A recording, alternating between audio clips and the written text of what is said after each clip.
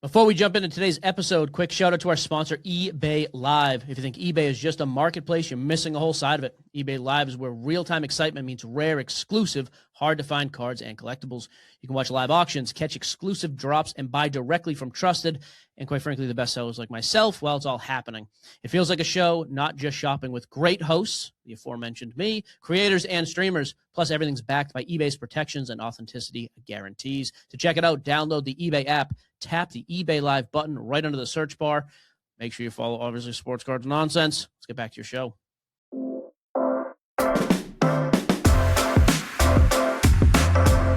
What is going on, beautiful people? Welcome to another fantastic episode of Hobby Nonsense Podcast. It's your boy Solo Ray, and I am doing this solo dolo. We're going to call this the Seaside Podcast Chat. As you can see, I am on vacation. I'm sitting in the middle of our condo here in Florida, and I'm doing this solo because Sports Boy is feeling a little bit under the weather. He said, last time I talked to him, he said he had severe stomach issues. Now, what that entails, I don't know. He said to a point to where he might even need to go to the ER. He doesn't know if it's something serious going on with his stomach or if he just legitimately had some bad Indian food. I know it sounds like a joke, but it is not a joke. So shout out to our boy Sports Boy. But guys, we have a great show planned for you. This isn't going to be just a mailing in on vacation podcast because there is a lot going on in the world of our hobby, trading cards, collectibles, and what have you. So we have a slam-packed show for you guys. So stick with me, guys. It's your boy, Solo Ray. We have a jam-packed show. We're going to be talking Pokemon, of course, Lorcana, because I have been corrected several times on how to pronounce that. So we're going to talk Lorcana. We have some Pokemon LEGO news. We also have some Palworld news. So that's going to be interesting just to kind of touch base on that. And guys, we have some Taylor Swift and Travis Kelce news. I don't know. But guys, stick with me. As you can see, I have the microphone here on my fork. So just to give it a little piece of resistance, as the kids like to say. I don't even know if I'm saying that correctly. But we're here. It's the Seaside Chat episode. Solo Ray. Stick around. We're going to have a good show. So first things up, of course, we talked about the Sports Boy ER. Well, we don't know if he's in the ER yet. But guys, here's the thing. Jesse had a intense couple weeks, week and a half, something like that, of breaking. He gets super, super excited to break for you guys. That's what I love about Jesse is that, and this is not going to be, listen, guys, this isn't going to be I'm going to put Jesse over situation the whole podcast. All right. You know that I like to joke on Jesse more than give him his praise and his flowers. So, but I do want to say this about Jesse, that every time he breaks, he is super excited, super hopeful for everybody in the room to get something great out of the break. So he did Masterworks, Disney, and Marvel. So one of the things that he did want to talk about, he sent me a text about and how great that the artwork for Marvel Chrome was this year, except for the fact of the Wolverine clawed cards. Now, last year, compared to what this year was, is that this year's clawed card had a black outline around the claw marking on the card, and that made it to where you couldn't see the artwork as well as you could from previous last year. So last year's there wasn't a black outline, so the actual claw marked was transparent, so you can see through it, and then you can see more of the artwork on the card. So in this year, they put a black outline around it, which, again, it was a design matter. Whoever's designing that card, the graphic designer, you're fired. I'm going to go ahead and say that I'm firing you because you could have saw that and said, this isn't good.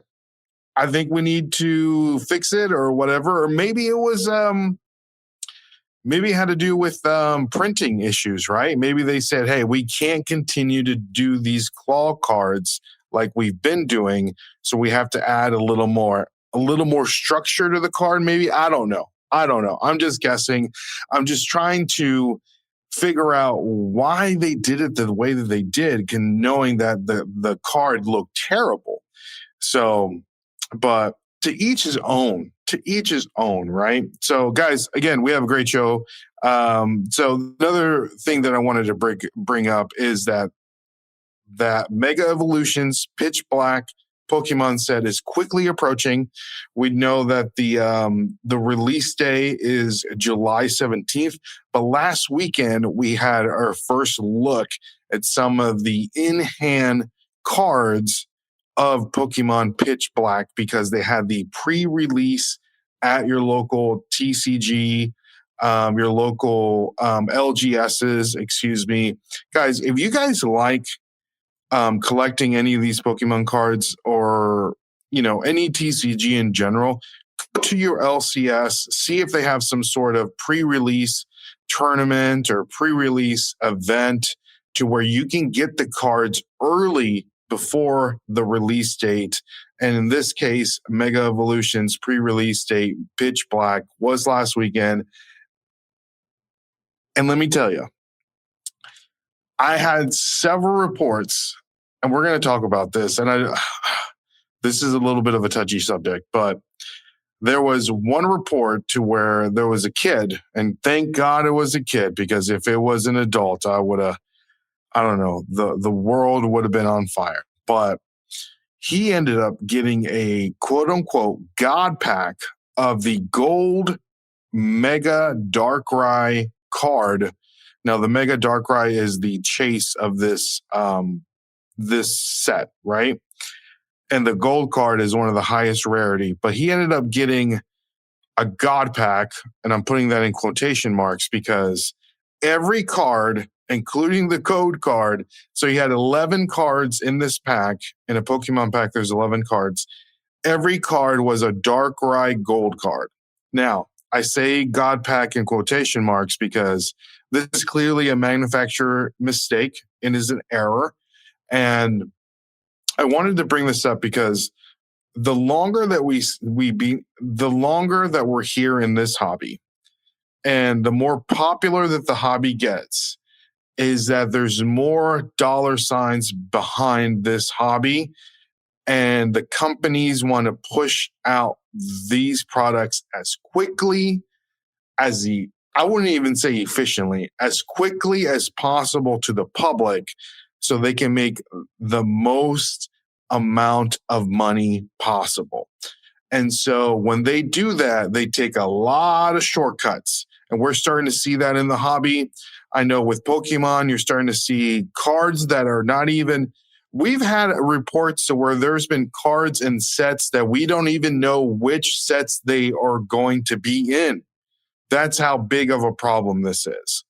We have seen it all throughout the tops side of the hobby, to where you'll see sports cards and wrestling product. You'll see Disney cards and wrestling product. You'll see wrestling cards and Disney product. You'll see Marvel cards and other products. And that is not okay. That is not okay.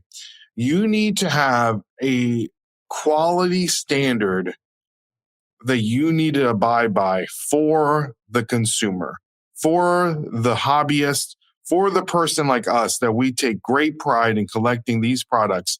You need to have enough decency to at least put the right cards in the right product, right? Because you don't know.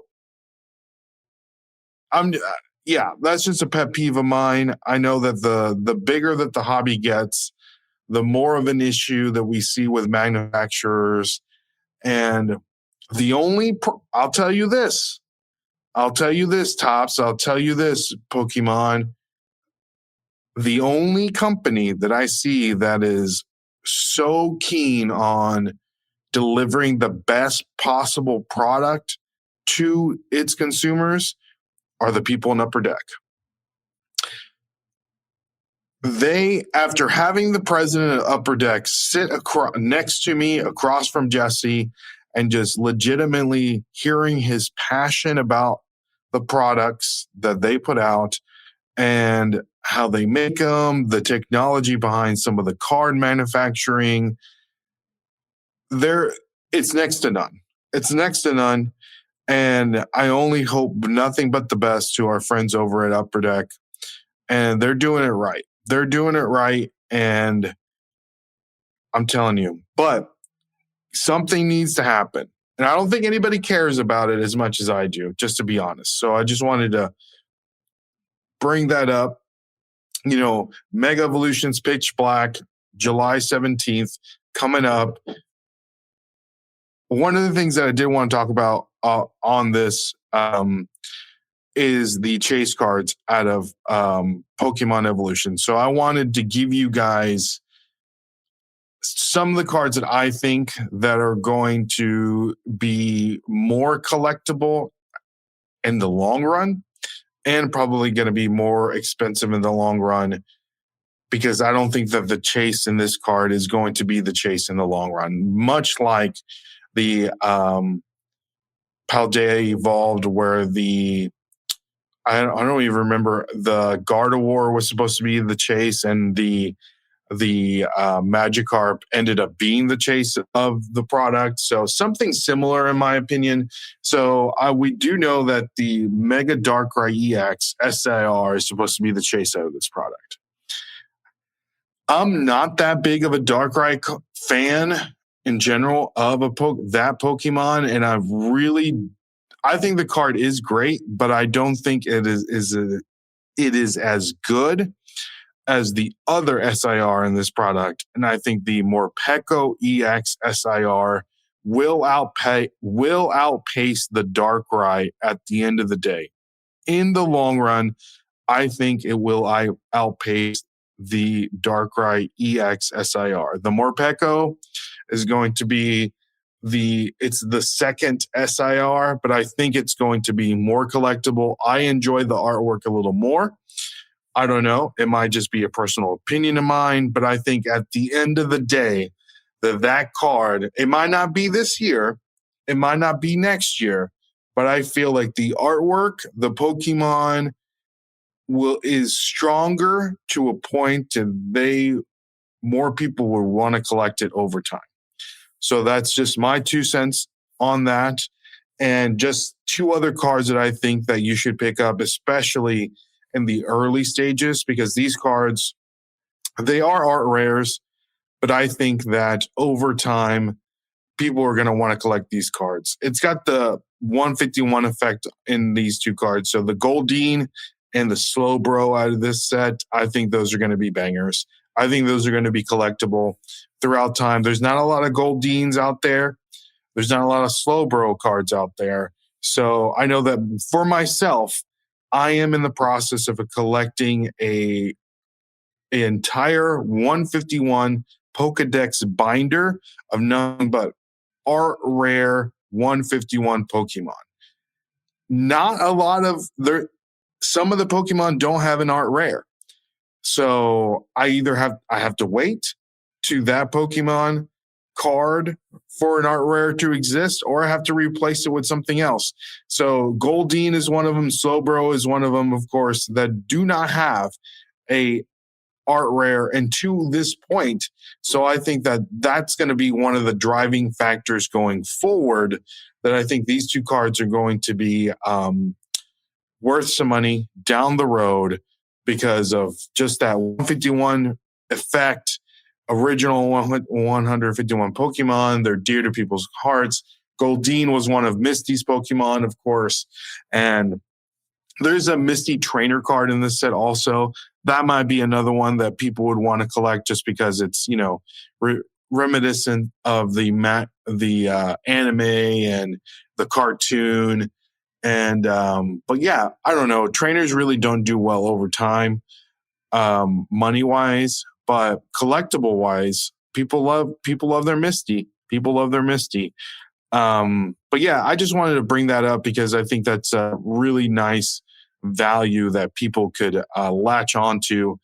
That the gold team, the slow bro, will probably, especially right now because the set's going to be new. People are going to be hyped. They're going to want to collect it right off the bat. But these are cards that I think are going to be relatively available. They'll be cheap. They'll be sub $10. So go ahead and pick them up. These cards have the ability to be $20 to $30 cards down the road. Easy. When we're out of the Mega Evolutions block, I think these cards can be that price down the road, no problem. Which that brings me to the next, not a point that I have written down, but we're still not seeing Pokemon product on the shelves. And to me, it is mind-boggling that we're in the beginning of July. July through August is kind of like the June, July, and August are what we like to call in the reselling space. And if you guys don't know, I'm in the past, and I still do collect things I like to flip on eBay and other areas. I'll go to thrift stores, garage sales, estate sales, what have you. And they call this the summer slowdown, to where a lot of people don't buy much on those online platforms because they're out taking vacations. They're out taking the kids to Disney. They're out taking them to the water parks. The kids are at home. They're not at school, so they're having to feed the kids, of course, and do other things with the money that they're gaining through their job or what have you. And so we like to call this the summer slowdown. So they're not buying as many online items through this. And so with that being said, shout out to Sports Boy, that just seeing the continuous shelves being empty for Pokemon cards is mind-boggling to me. That we have Chaos Rising Chaos Rising as one of the sets, and I can't even remember the other set that is currently out. But we're not seeing any of these cards. We're not seeing any of these cards, and not just Pokemon stuff, guys. I'm not seeing any Disney Topps cards. They said that they have manufactured way more mega boxes and blaster boxes this year. Disney Chrome, I don't see it. I haven't seen it in stores. Let me know in the comments if you've seen it. I have only seen blaster boxes of Marvel Chrome, and that's just recently. And that was literally, I went into a Walmart and I caught the restock and I saw Marvel Chrome on the shelves. But I've been in a Walmart, in a Target, and caught restocks, and Disney Chrome, nowhere to be found. So I don't know if that's just, they said they made more. Where are we at? Where is it? Because I would like to open it. And here's the thing. I live in a completely, and that's why I think that this podcast is such great, because Jesse and I we live two completely different lives. Jesse lives in this, he's been doing this sports car nonsense, I don't know, for tons of years, right? And so he's able to develop relationships with the car manufacturers and different people. And, if he wants something, he can easily get it. It's easily attainable to him, right? He lives this world. He does it full time. He's a breaker full time. He's a podcaster full time. And then you have me on the other side of the spectrum, to where I am a collector at heart. I am very much aware of this world, but I don't live in it as much as he does. And I don't have those relationships. And I'm more of like the real person out on the streets. I know that we kid around all the time. I kid around all the time with boots on the ground. I'm boots on the ground because I would like to say, a representation of what a normal person that is looking to collect these collectibles, trading cards, or what have you, really is like. I am on the boots on the ground. Sometimes I'll go to my LCS and say, hey, can I get a box of, I don't know, Disney Chrome? Sure, it's going to be $400. Oh, snap. I don't want to pay $400. Why don't I want to pay $400? Because I'm a person that still works a full-time job that has real bills, and I don't have a podcast that's paying me money. I don't have these other sponsorships and other things that are paying me money. I'm guys, your boy's balling on a budget. And I hope that you guys are balling on a budget. Well, I don't hope that you guys are balling on a budget, but I'm just saying I can't spend $400 on a hobby box all willy-nilly like that all the time, right? Knowing that the results of me opening up that hobby box may not be great, right? And so I do get the benefit of breaking sometimes with you guys and opening up wrestling product, which I absolutely love. Shout out to CM Punk for winning the title last night, which I'm recording on a Tuesday. But I'm going off a little bit of okay. I'm gonna make a note because I do want to talk a little bit WWE, and what's a Ray podcast without a little bit of WWE talk? But I digress. So yeah, opening up a $400 hobby box may not be attainable to a lot of people. For me, it's not. Like I can't justify paying $400 for a hobby box sometimes.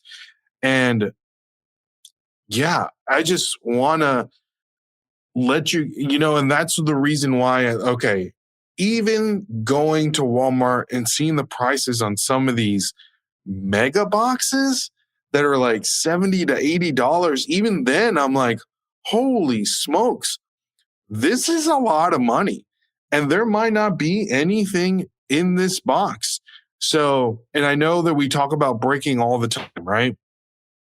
And if you're somebody like me that cannot go to an LCS and drop $400 all willy-nilly like this and that, the best thing that you can do is buy into breaks. And I know that might be, some people might be going, here we go. We're talking about breaking again, buying into breaks. Maybe you've never bought into a break before, but that is the best bang for your buck, in my opinion, because there are so many good spots that you could pay for sub 20, sub 50 that you will collect the character you want.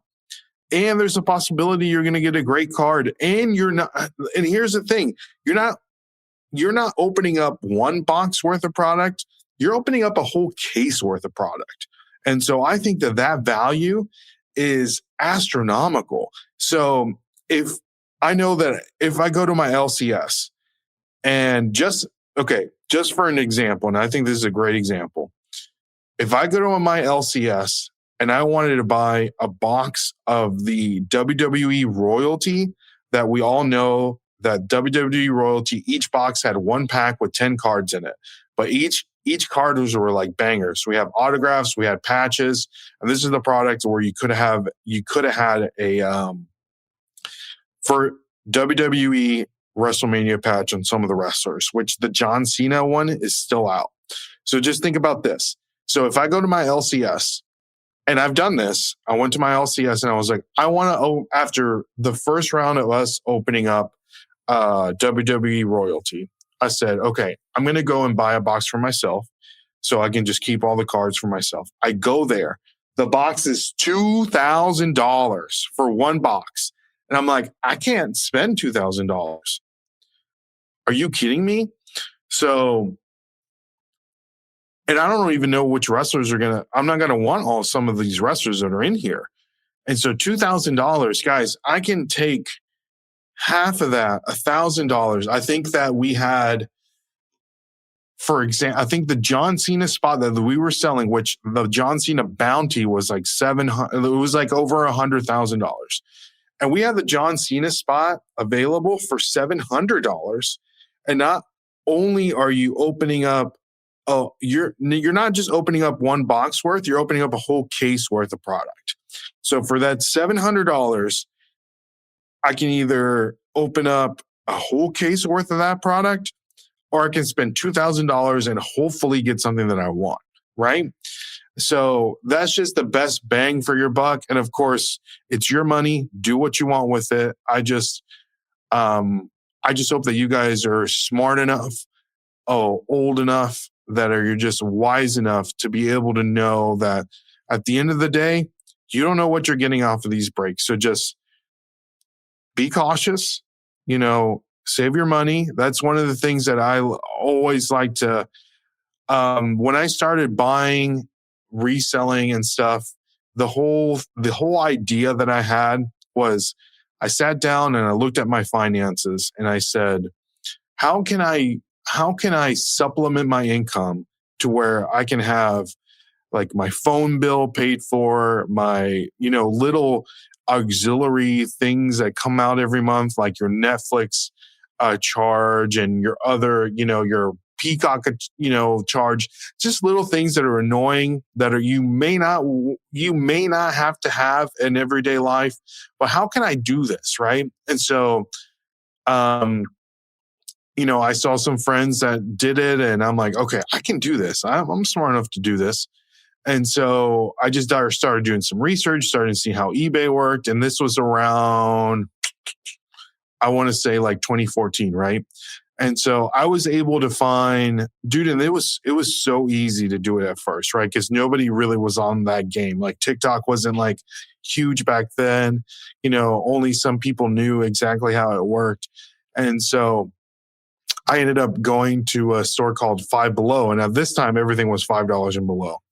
And so I found these battery packs that you could have bought with for your phone, and they were selling them for $5.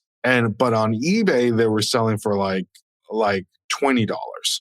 And I'm like, ooh, okay, this is a thing. So and then that was just all day long. I was just go in there and buy them, go in there and buy them, go in there and buy them. Even if they sold for 20 after fees and whatnot, I'm like doubling my money. So I'm like spending $5, I'm getting $5 back, right? I'm like, dude, I can do that all day.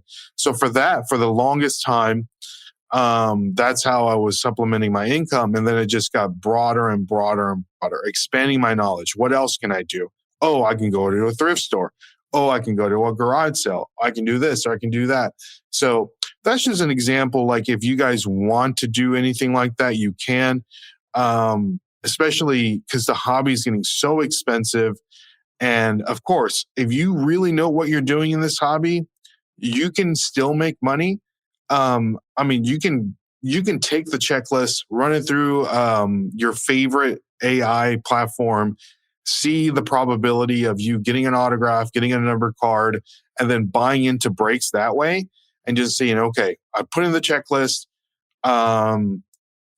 And then like Simba's a good spot because it's got this and it's got that. It's got the most hits and or whatever. Let me go see how much the Simba spots are going, all the breakers. It's like, okay, that might not work. Let me see if I can do this. Let me see if I can do that. And you can do that all day long, and you can sell those cards to supplement some of the income that you want. But I'm always on the side of I like to buy singles, especially with Pokemon stuff. If you want to rip for fun, go for it. But again, I'm not the one that can just go to an LCS and buy a hobby box, $400. It just hurts me. It hurts me. But if you got it like that, you got it like that. I'm so glad. And I know that some of you guys are saying, you're like, what are you talking about, Ray? You're the person that has these insane Pokemon collections. You got the ponchos, you got the gold stars, you got all this stuff. Guys, here's the thing. I've been collecting since 2016. And, some of you guys may not like some of my takes and some of the cards that you need to pick up and some of the other ones. And I'm not saying that just to pump the cards. I'm not saying that just to pump the cards. I'm saying that because I want to give you guys some value of how I did it when I first started in this hobby to be able to collect the cards that I wanted to collect, right? Especially with the grading. I know the grading is the biggest disaster that it's ever been currently in this hobby. But right now, if I'm telling you guys to pick up these cards, there's an 80% chance that I could be right. Now, am I the end all? Do I know everything? Of course not. I'm just telling you what I would do. And this is some of the things that I did early on into my collecting. And I said, I really want a Gold Star Rayquaza.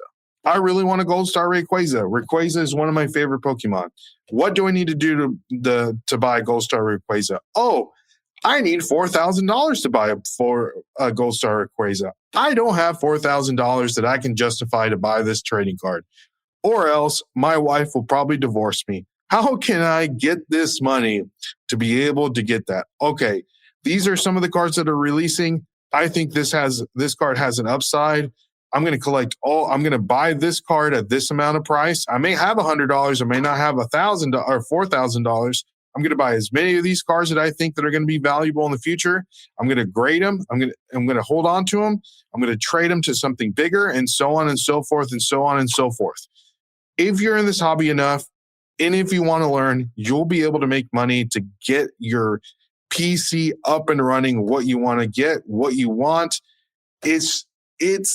I wouldn't say it's easy, but you do have to kind of like know the market, know what people are collecting. But yeah, I'll leave it at that. I know I went a little bit off a tangent on there, but speaking on some gold stars, we do have this weekend, there was a Gold Star Mew record sale, shiny Mew. And of course, if you guys don't know, gold stars are the shiny variant of a Pokemon, Mew being one of my favorite ones out of this Gold Star set. So PSA 10 of the Mew Gold Star sold for $192,000. That's insane. That's insane, not only because 3 months ago, a PSA 10 Gold Star Mew sold for $86,000. So it's gone up more than $100K in 3 months. People are saying that Pokemon is slow. Pokemon is dying. Pokemon is not where it used to be. I'm not seeing it. Let me know if you're seeing it in the comments. When I see record sales like this, a card selling for $100,000 more in 3 months, that's insanity. Do I think there's a bubble that is fixing to pop? I do not think so. The reason why I do not think so is because I think that these companies won't let it happen. I think they learned from the last junk era of wax period in time, and they said, yeah, we learned. We're not going to let it happen again. But I could be completely and utterly wrong. I hope I'm not, but you will never know. You never know. It's just the hobby right now is unprecedented. It's insane. It really is insane. So, but yeah, I just wanted to let you guys be aware of that record sale. Gold stars are some of my favorite cards to collect in the Pokemon hobby. Whenever someone tells me they say, Ray, I want to invest in Pokemon. Which card should I get? I tell them, first I ask them, how much money do you have to invest? If you can afford these cards, go ahead and pick them up. I always tell them Ponchos, number 1, Gold Stars, number 2, and number 3 being the Crystal cards. Those are the 3 that are the most liquid and investable cards that you can pick up that are attainable by everyday people with enough capital are the Ponchos, Gold Stars, and Crystal cards. Now, you can get really high up. You can start collecting first edition Charizards, Pikachu illustrators, things like that. That to a normal person, I think is a little unattainable. And I think ponchos are getting to a point they're a little bit unattainable. Some of them, they're hovering around $20,000, $30,000 for most of them. And so, man, that's, we're talking about some heavy hitters here. So, yeah. But Gold Stars, ponchos, crystals. Gold Stars, ponchos, crystals. So another thing in the Pokemon news, and I think we'll get off Pokemon after this, but a new set just got trademarked. It's called Mega X or Mega X Mega Parade is the trademark that was trademarked. So why are we bringing this up? We think that this is going to be the January-March set here in the States. A lot of people are speculating that this will be a resurgence of the tag team cards. Now, if you're not familiar with what a tag team Pokemon card is, there was a period in time to where Pokemon did something called tag team cards, where they would take two Pokemon and they'll put them on the same card, and each card will have like two different abilities. So one of the popular ones, of course, tag teams, you'll have like I think not Blaziken. It was like Piplup and Blastoids. And then you'll have like Celebi and Venusaur. You'll have Zekrom and Pikachu. You'll have Marshadow and Machamp, right? Just some name of a few. Latios and Latias. That one right there, that is the most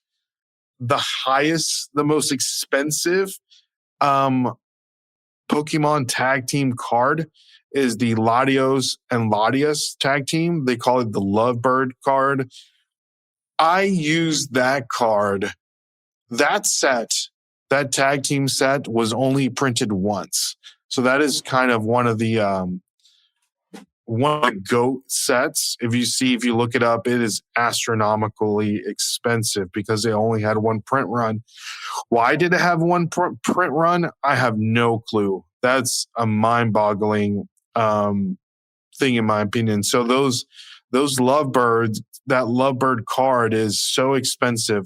Early on in the hobby, I saw that card as the chase out of that set. And I remember purchasing that card for $800, $1,000 all day long. And I have flipped, I think I sold maybe 4 of those Lovebird cards throughout the years to be able to gain my, all my Gold Stars. So that was a card that I used to flip. And in hindsight, I never saw it being as expensive as what it is now. So I wish I would have kept at least one of those cards. But with that being said, do we know if this is going to be a resurgence of the tag team era? I don't know. I would love to see it because I would love to see those Pokemon come back. I mean, another one that, off the top of my head, the Gengar and Mimikyu cards, those have gone insanely expensive. So just seeing some of those Pokemon again being in a tag team is great. And hopefully it is another tag team set, and I would be more than happy to look forward to that set. Let me know in the comments if you guys are looking forward to that set. So this summer, Prime Video takes you back before Legally Blonde, before law school, and into the world of Elle Woods in high school. Set in 1995, this Gemini vegetarian knows exactly who she is until her family moves from Bel Air to Seattle. Packed with iconic fashion, 90s nostalgia, and a throwback soundtrack, Elle proves one thing. Law school was hard. High school was harder. From the world of Legally Blonde, watch Elle, a new original series only on Prime Video. Watch now.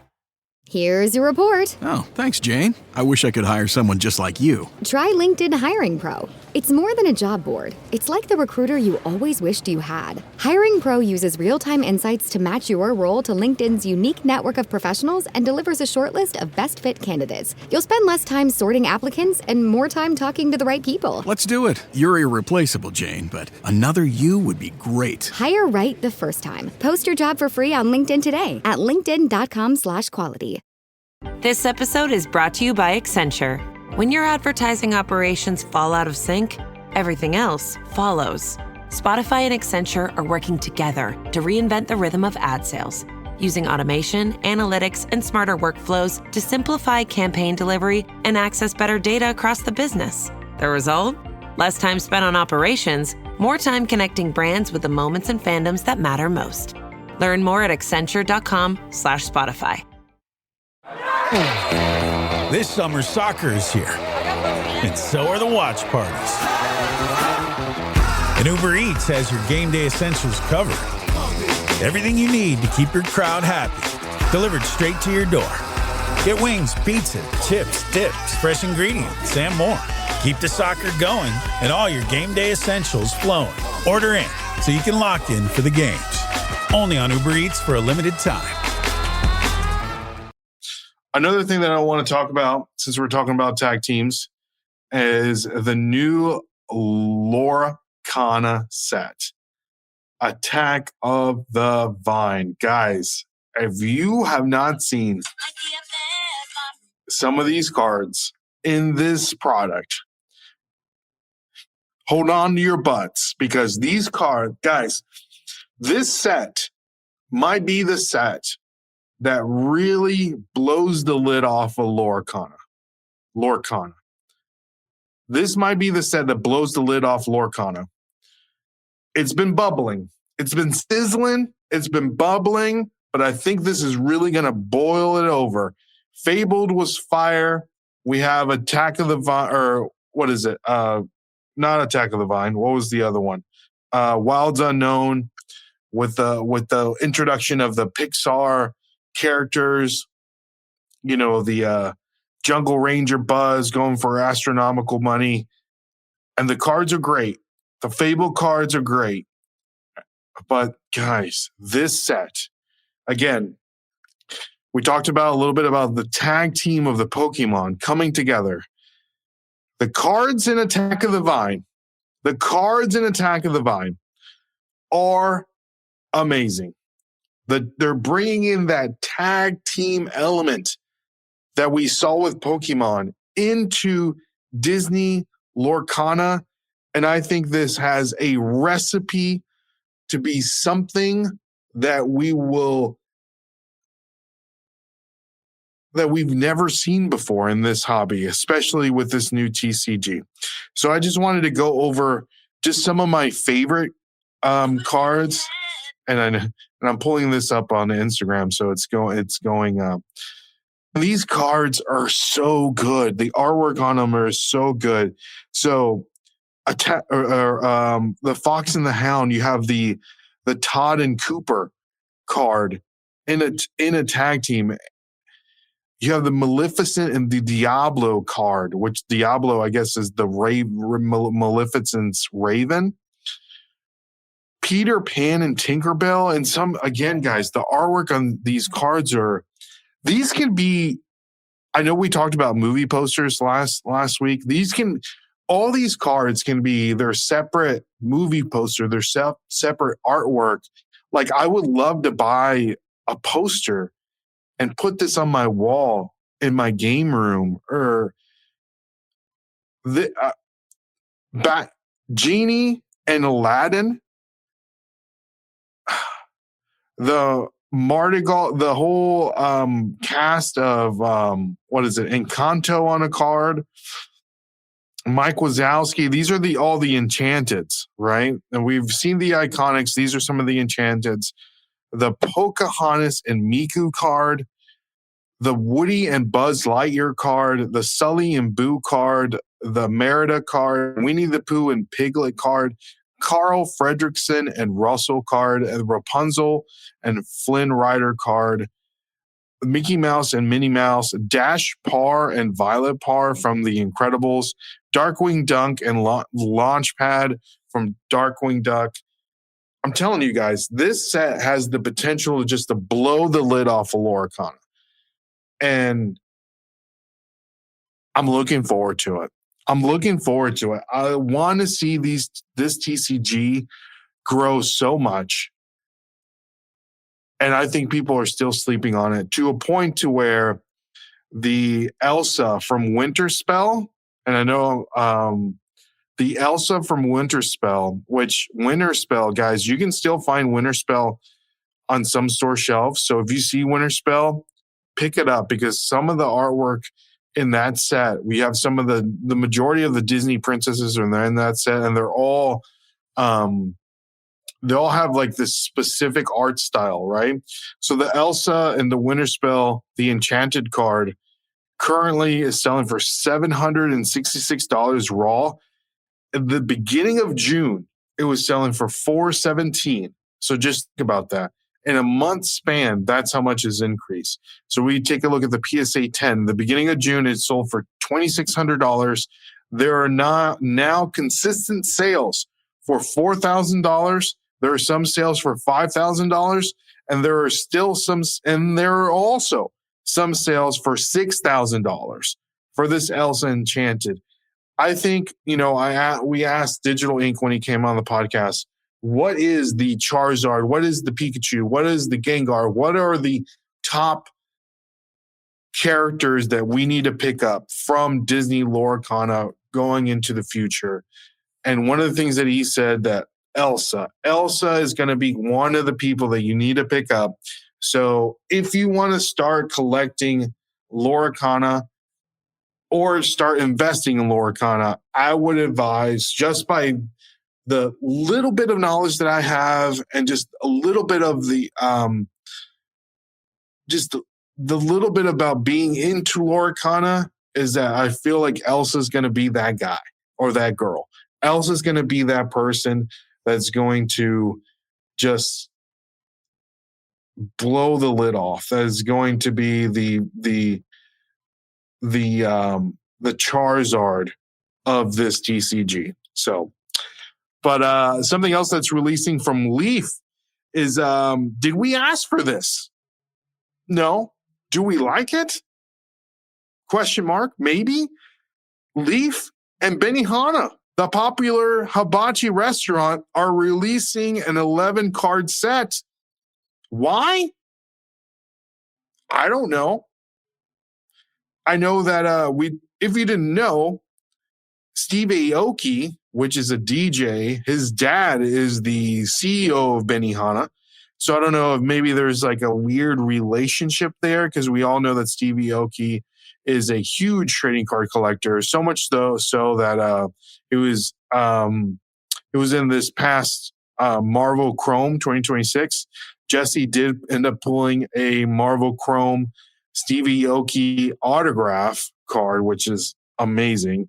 But 11 card set that you can purchase right now on Leaf's website. Each set will contain a base card or a parallel of the following person or subjects, it says. This set is insane.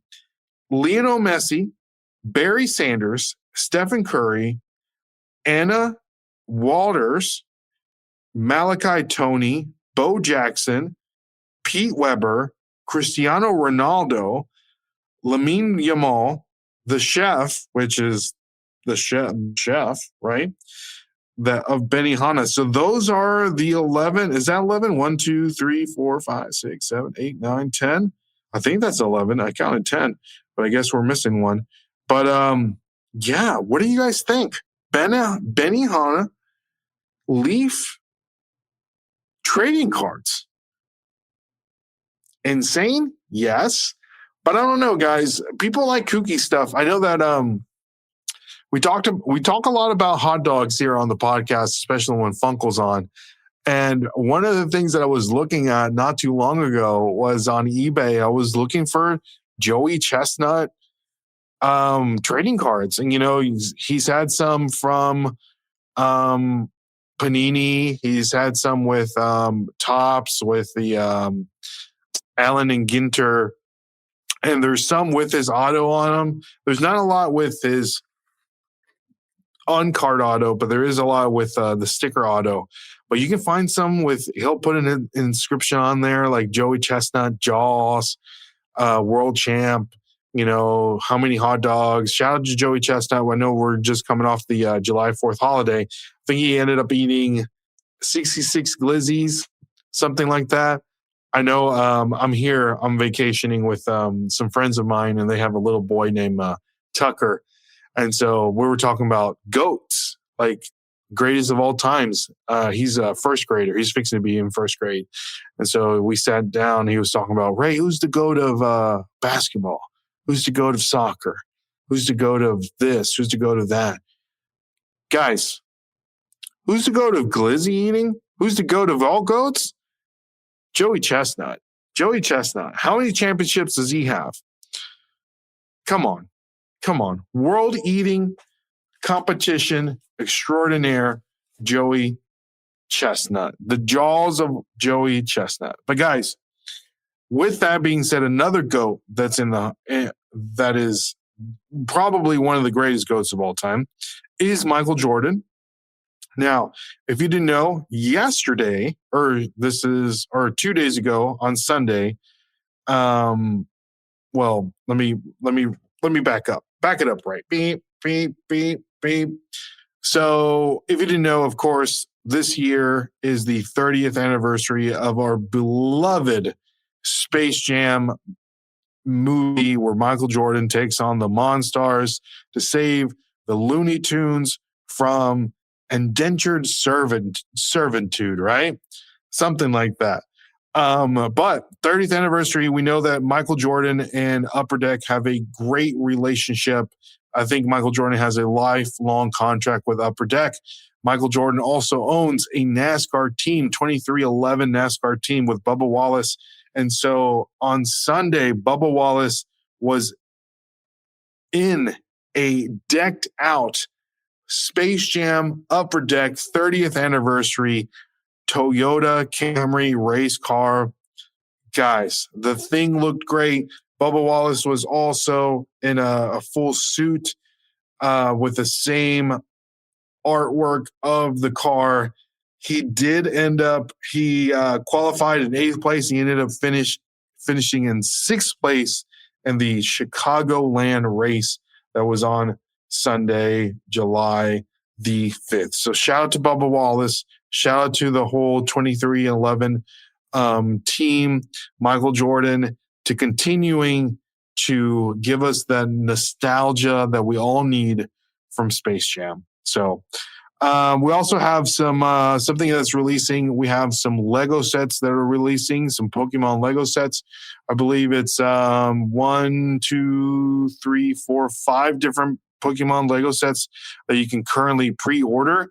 The one that I'm excited about is that there is a Pokeball that you can open, Polly Pocket Mighty Max style. If you guys remember those little, I don't even know what you would call it.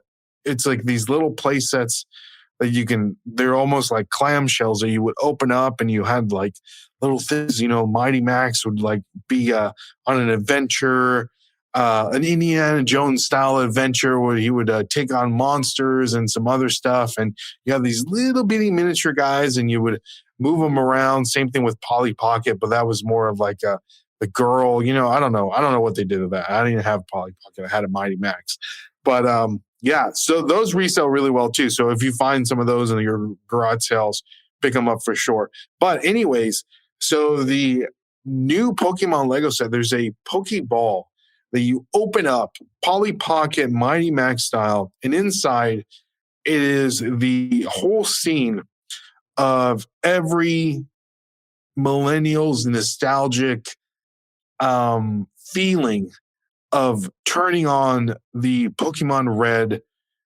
game, turning on the Pokemon Blue game, turning on the Pokemon Yellow game, and picking your first ever Pokemon. Will it be the Charmander? Will it be the Bulbasaur? Will it be the Squirtle? you're sitting there with Professor Oak. So that shows off that scene with the 3 Pokeballs on the top. And on the bottom, you'll have the first fight scene between 2 of the characters, the main character being Red and the other character being a default character that you would name. It can either be Gary like they did in the anime, or be Blue like you did in the manga, or be your favorite rivaled childhood bully that you would did like I did. Shout out to my boy Erod. So so that depicts those 2 scenes in that Pokeball. But what I really like about this Lego set is that you'll get a legitimate Pokemon Professor Oak minifigure, the red character minifigure, and then you'll get the rival character minifigure. But also, you would also receive the Pikachu minifigure and an Eevee minifigure. And these are legitimate minifigures of this. This isn't the like Lego Mario where they have like this weird blocky Mario, or just a Lego Friends or whatever. These are mini figures. So it's a little expensive. I think it's like $249, which I think is a little bit overpriced. But if they don't make any more Professor Oak, Ash or Red in this case, Pikachu or Eevee minifigure going forward, this set is going to do numbers. This set is going to do numbers.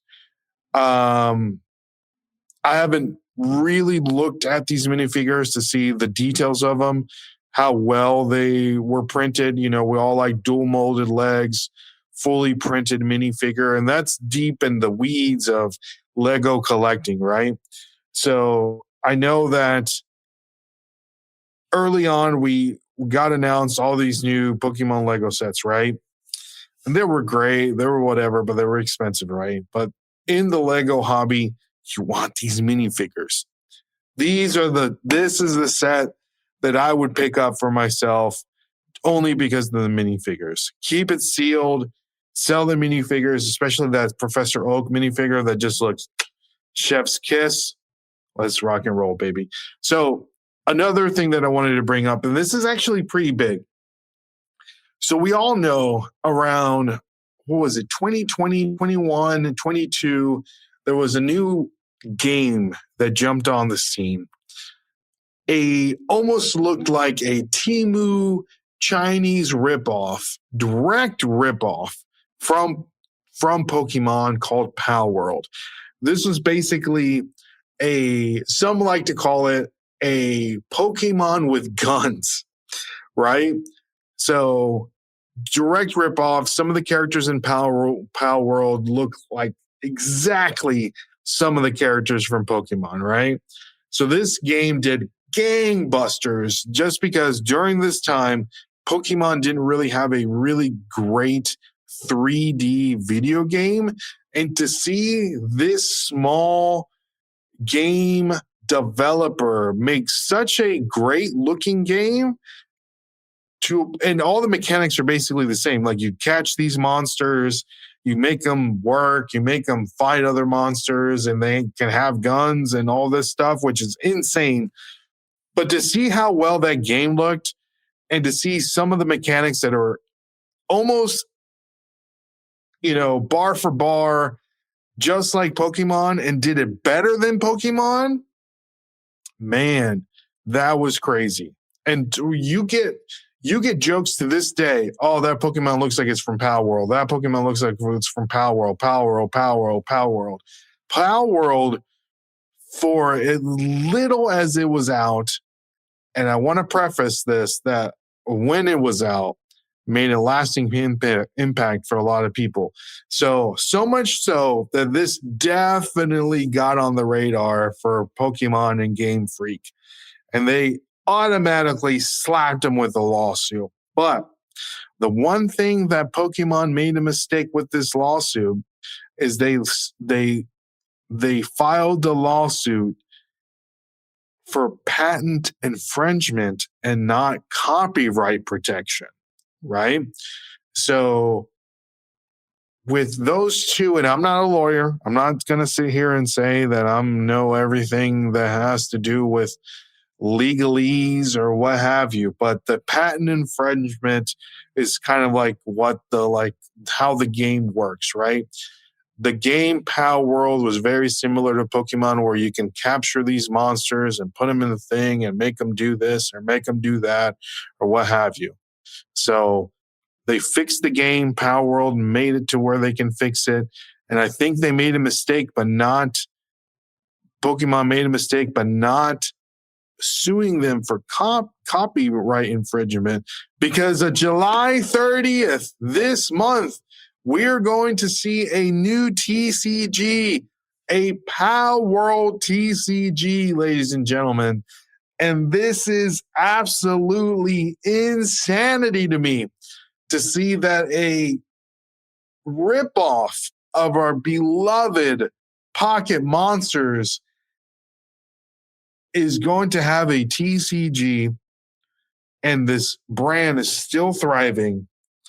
And this just opens up the floodgates of other imposters that are riding on the coattails of our beloved Pokemon.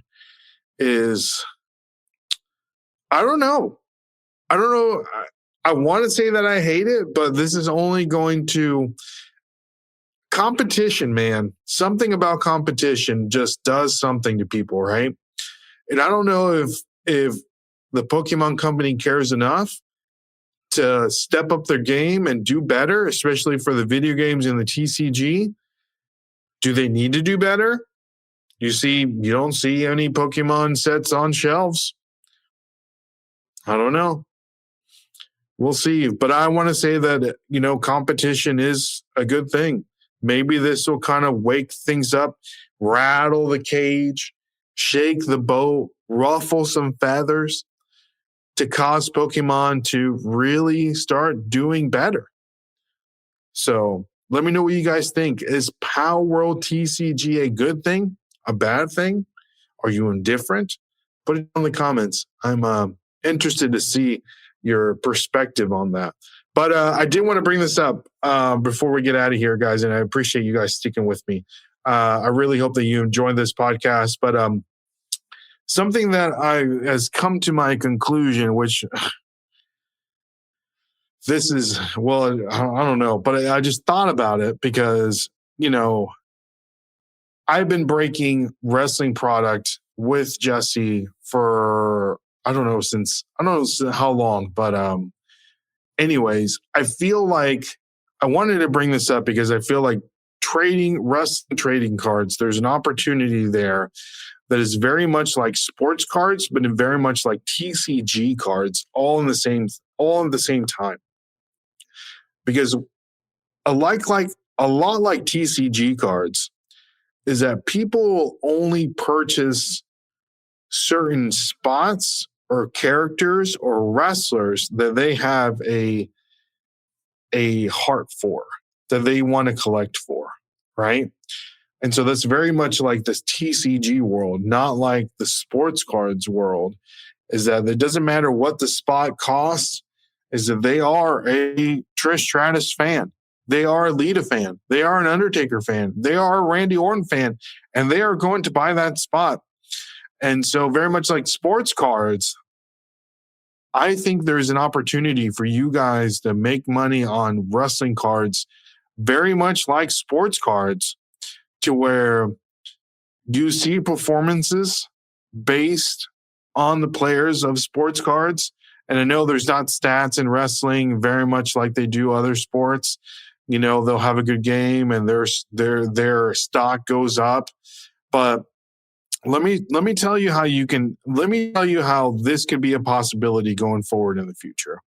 Because currently right now in the WWE landscape, there is such a, I wouldn't say a divide, but there is a gap between the current main roster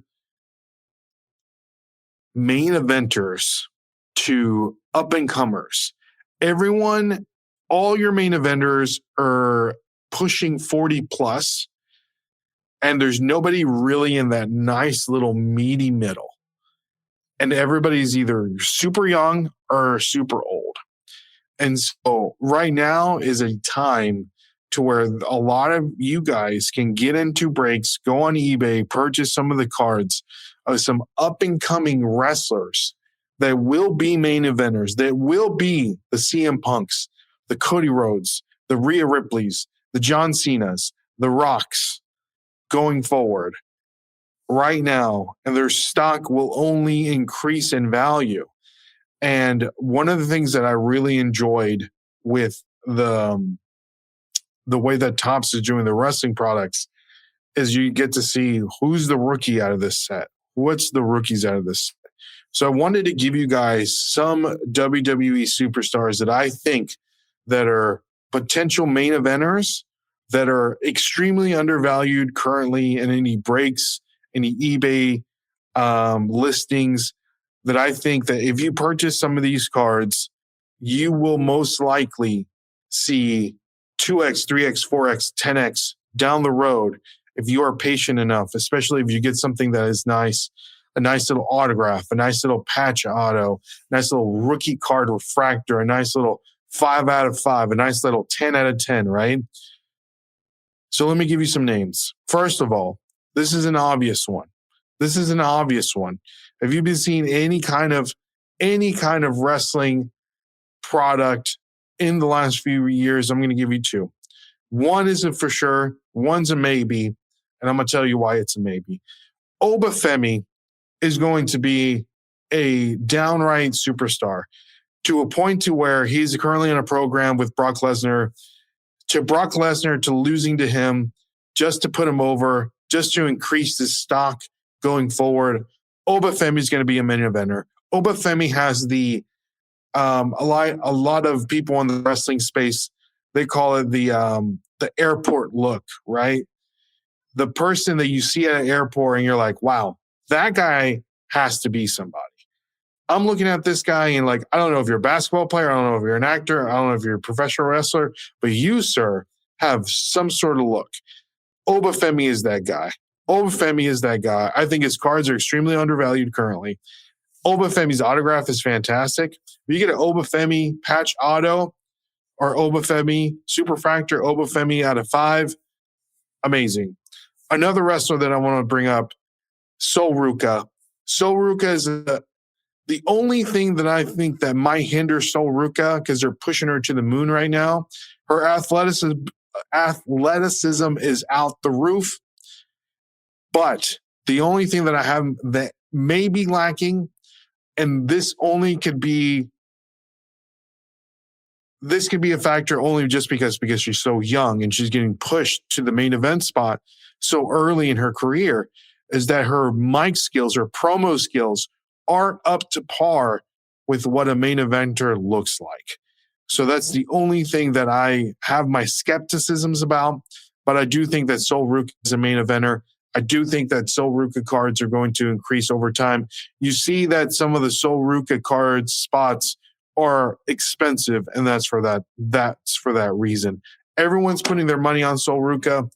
I am a little on the fence only because of her mic skills, but I digress. You see another darling that you see come up is Kendall Gray. Kendall Gray, in my opinion, has all the intangibles to be a main event superstar. All the intangibles. Kendall Gray is an amazing Olympic wrestler in her career in college. Now she's a professional wrestler. She has all the physical abilities. I think she's good on the mic. I think this girl is going to be an amazing superstar going forward. And you can see some of the spots. If you go to any WWE break, you'll see that Kendall Gray spot will be one of the first spots to sell in any break. So Kendall Gray, pick her up. Kendall Gray, pick her up. Two other ones, and then we'll get off the subject. Ricky Saints is a main event superstar. The only thing is I don't think that he might be not as big as you want from a main event superstar, his might skills are through the roof. Pick up those Ricky Saints cards. Another one that I think is criminally undervalued is Trick Williams. Trick Williams, ladies and gentlemen, I'm looking right at the camera because I think that Trick Williams has the potential to be equal par, or if not succeed, The Rock. And I know some people said, some people are like, why is Ray cursing all of a sudden? I think he is the level of what Rocky Johnson, The Rock, will be, or he might surpass The Rock. Trick Williams' might skills are incredible. Trick Williams' athletic ability, better than The Rock. Trick Williams' look is amazing. I think Trick Williams has the potential to be a similar Dwayne Johnson-like superstar in the future, and I don't think people want to give him enough credit for that. Now, you can see that in his card market. That's my personal opinion. I wanted to give you guys some of those nuggets. And last thing that I have today, guys, is that I looked for this. Gibson sent me this, but they're allegedly Taylor Swift and Travis Kelce got married over the weekend at Madison Square Garden, the most famous arena in the world. And someone had a handkerchief for sale on eBay. I don't know if this is true or not. It says TNT wedding on the listing. The person had 0% feedback on the listing. I went to look for it. Again, I didn't see it. Complex also posted about it on their Instagram page. I don't know. I know that Taylor Swift is a recurring subject matter here on the podcast, and we love Tay-Tay. Shout out to Taylor Swift, Hendersonville High School alum, just like myself and Mr. Gibson. So, yeah, that's all I have for you today, guys. Thank you so much. I hope this was everything that you wanted and more. I know that I'm not here with another person to give you a lot of nonsense, but I appreciate you guys. We still wanted to give you guys a podcast, even though Mr. Gibson is currently suffering a Indian food-induced sickness. So we still wanted to do this. We still wanted to give you guys some things that are going on in the hobby. I appreciate you guys. I love you guys. Thank you all so much for supporting us. Another thing that I forgot to mention is, guys, we had a video that not only hit 1 million views, but hit 2 million views. So thank you for you guys that watched it. Thank you so much for you guys that interacted it. Some of you that are watching this may be your first time watching this podcast because of that video. So, of course, we always bring you guys the best news here in the hobby. Thank you, guys. Guys, put down the comment. Let me know how I did. I know I rambled a lot. I know I gave you some of my opinions a lot. I hope that I gave you guys some nice meat that you can chew on. Hopefully, Mr. Gibson will be back tomorrow. If not, I will be selling tickets to the Gibson Memorial. That's a joke. That's a terrible joke. I'm sorry. Mr. Gibson, we'll see you next week. Love y'all. God bless. Peace.